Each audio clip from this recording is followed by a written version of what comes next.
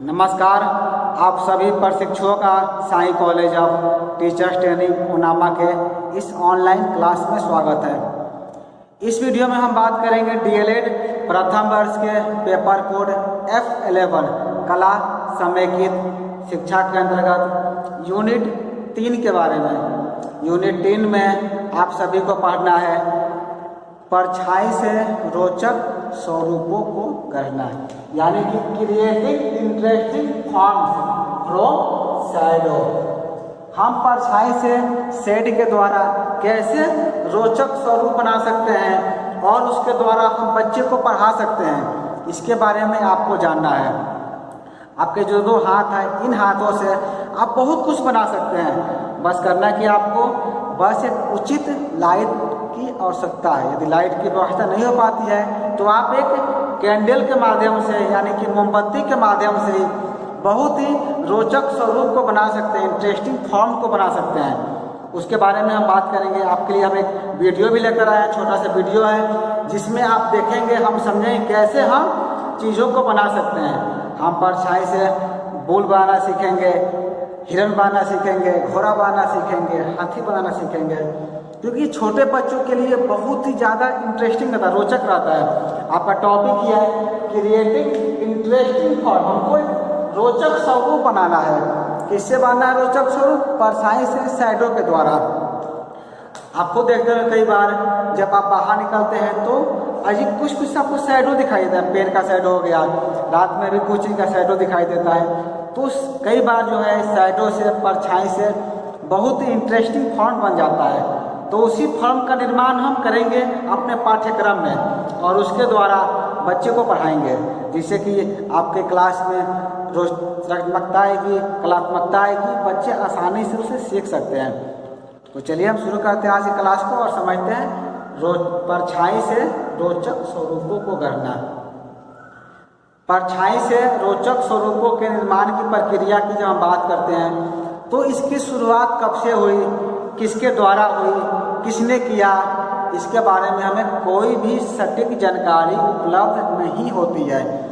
लेकिन ऐसा माना जाता है कि इंसान ने जब धरती पर आंखें खोली और सूर्य के प्रकाश से बनी विभिन्न प्रकार की जब परछाइयों को देखा, तब उसके मन में भी ऐसी आकृति बनाने का विचार उत्पन्न हुआ। जब इंसान धरती पर आया तो उस समय प्रकाश का स्रोत क्या था? केवल एक सूरज ही था। तो जब वो सूरज के प्रकाश में जब वो देखा था कि सब चीज़ों की आकृतियाँ बन रही है, और लेकिन क्या था, वो सूरज के प्रकाश से आकृति बनी, जैसे सूरज चला गया फिर आकृति खत्म हो गई। तो इंसान के मन में भी ऐसी आकृतियाँ बनाने का विचार उत्पन्न हुआ, क्योंकि मनुष्य शुरू से ही कलात्मक रहा है, क्रिएटिव रहा है। तो उसके मन में विचार आया, क्यों ना हम भी ऐसी ही आकृतियाँ बनाएं जैसा हम खुद हैं, जैसी मेरी आकृति बन रही है, जैसी मेरी छाया बन रही है, क्यों ना हम ऐसी ही आकृतियों का निर्माण करें। और उन्होंने किया भी। इसका उदाहरण हमें प्रागैतिहासिक काल की चित्रकलाओं में देखने को प्राप्त होता है। जब आप प्रागैतिहासिक काल की चित्रकला को देखते हैं तो वहाँ पाते हैं कि जैसे आपके शैडो से कोई आकृति का निर्माण होता है, वैसे ही आदि मानव के द्वारा गुफाओं में वैसे चित्रों का निर्माण किया गया है, वैसे ही रूपों का निर्माण किया गया है जैसे परछाई से, शैडो से चीज़ें बन सकती थी। 19वीं शताब्दी से पहले तक जो है यह कला मनोरंजन का एक सस्ता एवं सुलभ माध्यम था। अभी तो मनोरंजन के बहुत सारे साधन आपके सामने आ गए हैं, चाहे वो टीवी, मोबाइल, इंटरनेट, ICT, सब क्या है आपके मनोरंजन का एक सस्ता एवं सुलभ माध्यम है। सस्ता तो आप नहीं बोल सकते क्योंकि इसमें कुछ पैसे देने होते हैं, लेकिन परछाई में क्या होता है, शैडो से आकृतियाँ बनाएंगे तो ये सस्ता भी है और सुलभ भी है। आपको किसी चीज़ की आवश्यकता नहीं पड़ेगी, आप डायरेक्ट सूरज के प्रकाश में भी शैडो बना सकते हैं, नहीं तो एक प्रकाश के बल्ब या मोमबत्ती की रोशनी में भी आप इस कला का प्रस्तुतिकरण कर सकते हैं। क्योंकि इस कला के प्रस्तुतिकरण के लिए हमें केवल मोमबत्ती और एक प्रकाश बल्ब की आवश्यकता होती थी। इसीलिए इसे कहा गया है कि यह एक सस्ता एवं सुलभ माध्यम है कला प्रस्तुतिकरण करने का। जब हम इस कला का प्रस्तुतिकरण करते थे तब प्रकाश का सही स्रोत एवं हल्के रंग की दीवार की आवश्यकता पड़ती थी। जब आप इस कला का प्रस्तुतिकरण करेंगे तो आपको क्या चाहिए, एक प्रकाश स्रोत की आवश्यकता चाहिए, मतलब जहाँ से प्रकाश आ रहा हो और सामने आपका हल्का रंग का दीवार हो, जैसे कि व्हाइट बोर्ड है, यहाँ पर आप इस कला का प्रस्तुतिकरण कर सकते हैं। तो हमें क्या होता था, अगर हम इस कला का प्रदर्शन करते हैं यानी कि शैडो से हम आकृतियाँ बनाते हैं, तो हमें क्या चाहिए, एक प्रकाश स्रोत की आवश्यकता होती थी और एक हल्के रंग की दीवार की। बस दो चीज़ हमारे पास आ गया तो हम यहाँ पर इस कला की प्रस्तुति कर सकते थे। इस कला के प्रस्तुति के दरम्यान हमें इस चीज़ का ध्यान रखना होता था कि जब हमारे हाथ जो हैं प्रकाश स्रोत के नज़दीक रहेंगे तो जो आकृतियाँ जो बनेगी वो क्या होगी, आकृतियाँ बड़ी बनेगी, यानी कि प्रकाश का स्रोत यहाँ पर मान लीजिए अगर हाथ हम यहाँ रखेंगे तो जो आकृति यहाँ बनेगा उसका आकार क्या होगा, बड़ा होगा। और जैसे जैसे हम प्रकाश स्रोत से हाथ अपना दूर लेते चले जाएंगे तो क्या होगा, आकृति जो बनेगी यहाँ पर छोटी बनेगी और स्पष्ट बनेगी, क्लियर बनेगी। तो हम बस इसी का ध्यान रखते थे कि जब हम प्रकाश स्रोत के अनुसार अपने हाथों को हम दूर और नज़दीक करते थे। आपको जैसी आकृतियाँ बनाना हो वैसी आकृति आप आसानी से बना सकते हैं और अपने क्लास में, अपने क्लासरूम को और भी इंटरेस्टिंग एवं रोचक बना सकते हैं। तो यहाँ पर हम आपके लिए, जैसे कि वीडियो के शुरू में बताया था, आपके लिए छोटा सा एक वीडियो है जिसमें कुछ हाथों के द्वारा बहुत ही रोचक चीज़ों को बनाया गया है। आप इन सब चीज़ों को बनाने का प्रयास करेंगे तो चलिए देखते हैं उस वीडियो को और समझते हैं।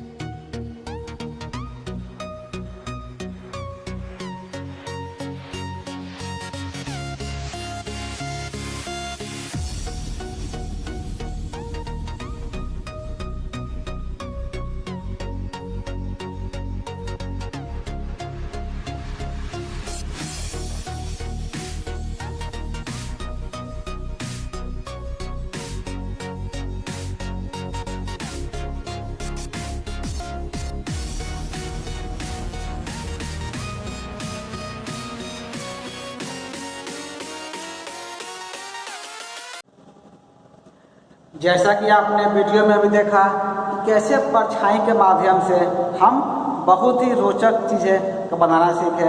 आपने सीखा होगा रॉबिट बनाना, आपने सीखा बुल बनाना, आपने वॉल्फ बनाना भी सीखा, एलिफेंट सीखा, फॉक्स सीखा, बहुत चीज़ें थी जिसको हम अपने हाथों के कलात्मकता के द्वारा, हाथों के एक्टिविटी के द्वारा हम चीज़ों को बना सकते हैं।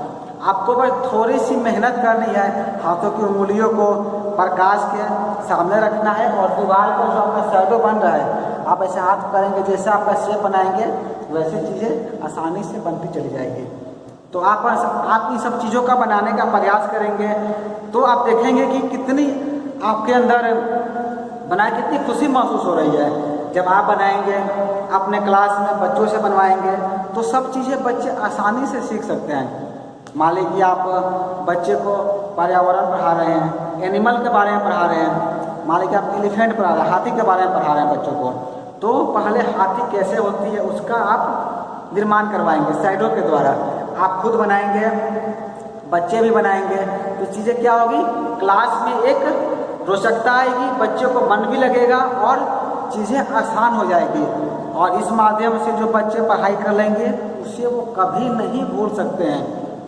क्योंकि ड्रामा सेक्शन मैंने आपको बताया भी था कि यदि आप बच्चे को केवल पढ़ाते हैं तो वो भूल सकते हैं, लेकिन यदि आप उन्हें शामिल कर लेते हैं, आप उनको शामिल करके पढ़ाते हैं तो क्या होता है, बच्चे उसमें सीखते हैं, वो कभी चीज़ों को भूलते नहीं हैं। तो क्लासरूम में जब भी आप इस कला का प्रयोग करेंगे, शैडो आर्ट का परफॉर्म करेंगे, आप खुद करेंगे, बच्चों से कराएंगे, तो बच्चों के अंदर जो कला है, जो कलाकार होते हैं, कहा भी जाता है कि प्रत्येक बच्चा एक कलाकार होता है। तो जो भी कला उनके अंदर छिपी हुई है वो सब कला निकल कर बाहर आएगी और आप देखेंगे कि जितनी चीज़ें आप बता रहे हैं उससे कहीं ज़्यादा बच्चे स्वयं से बना रहे हैं। तो इन सब चीज़ों का प्रयास करेंगे। हम आपको एक यहाँ पर होमवर्क भी दे रहे हैं। आपको करना ये है कि जितनी भी चीज़ें आपने वीडियो में देखा अभी, इन सब चीज़ों का आप खुद से बनाकर प्रयास करेंगे, और जब इन चीज़ों का आप निर्माण करेंगे तो इसकी एक फ़ोटो किसी से खिंचवा करके आपको मुझे भेजनी है। आप जितनी भी चीज़ें बनाएंगे, जितनी भी चीज़ें वीडियो में दिखाई गई है, और भी चीज़ें जो आपको लगता है कि हम बेहतर बना सकते हैं, उन सब चीज़ों को आपको बनाना है, सबको मुझे भेजना है। तो जिससे पता चल जाएगा आपने कितनी चीज़ों को देखे, कितने आप एक्टिव हैं। तो आपका ये होमवर्क है।